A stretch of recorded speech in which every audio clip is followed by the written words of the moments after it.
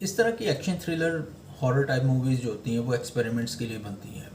और अगर किचा सदीप की प्रोफाइल देखी जाए और उन प्रीवियस मूवीज़ देखी जाए उसके हिसाब से ये एक एवरेज मूवी ही रहेगी, चाहे जितने मर्जी उसको पॉजिटिव हो, जिस तरह का मर्जी रिव्यूज़ मिले। लेकिन उसके कुछ रीजंस हैं। What a beautiful day to begin with. Thank you so much for being with us and today I am going to review Vikrant रोना।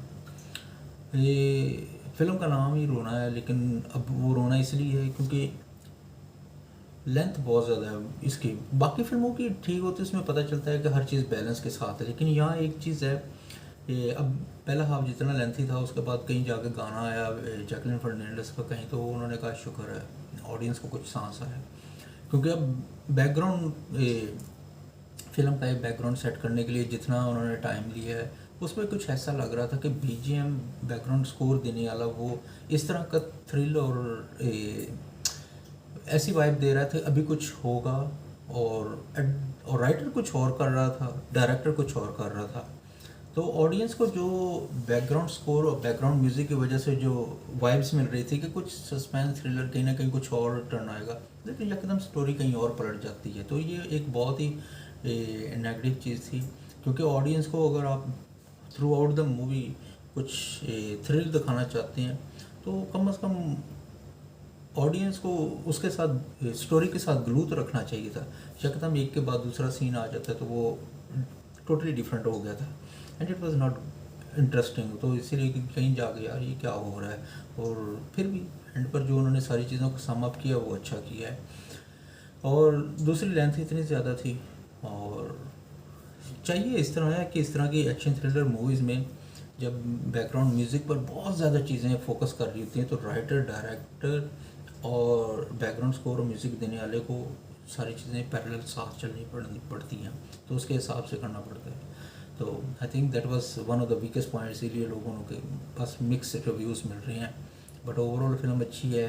एक ऐसे गांव की स्टोरी है जहाँ पर अब सभी सस्पेक्ट हैं और सभी विक्टिम भी हैं।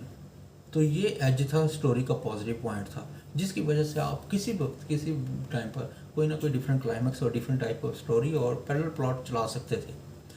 लेकिन वहाँ जाके बस ऐसे लग रहा था कि फिर कहीं जाके ऐसा लगने लग गया कि ये जो हीरो ही है और जो पुलिस इंस्पेक्टर उसे में सारी पूरे गांव में इस चीज़ की इन्वेस्टिगेशन कर रहा है, कभी कभार उसके ऊपर भी डाउट आ जाता था। तो हर चीज़ का अगर देखा जाए हिसाब किताब तो I think they should have utilize इतना ज़्यादा टाइम यूटिलाइज करने के बाद भी जो सब प्लॉट्स या दूसरे पैरेलल स्टोरीज थी उनको बहुत कम टाइम दिया है। Overall it is good to watch one time, बाकी ठीक है।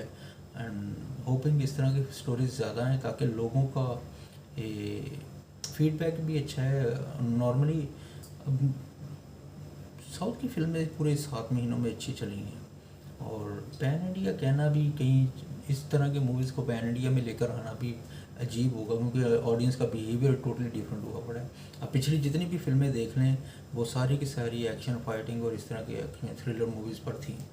ठीक है, चाहे वो आर हो, चाहे वो पुष्पा हो, चाहे वो कन्नड़ा फिल्म होगी, क्या नाम है, KGF हो, ये सारी फिल्में लड़ाई झगड़े वाली हैं। तो उस तरह की फिल्मों को देखने के बाद अगर इस तरह की मूवी आएगी तो ऑडियंस उसको उनके साथ अगर कंपेयर करके भी देखेगी तो वहाँ उसको स्लॉट नहीं मिलने वाली। तो इसीलिए उनको सोचना चाहिए था।